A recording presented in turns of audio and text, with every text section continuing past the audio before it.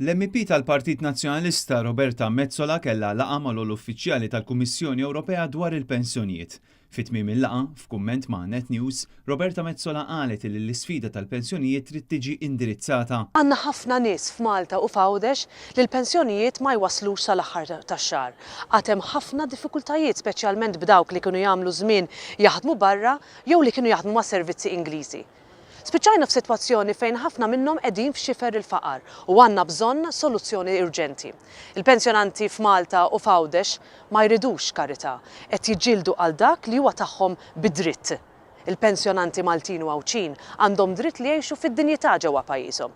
Jixirqilhom aħjar u aħna bħala politiċi għandna dmir li naqbżu għalihom li nagħtu vuċi lil min m'għandux.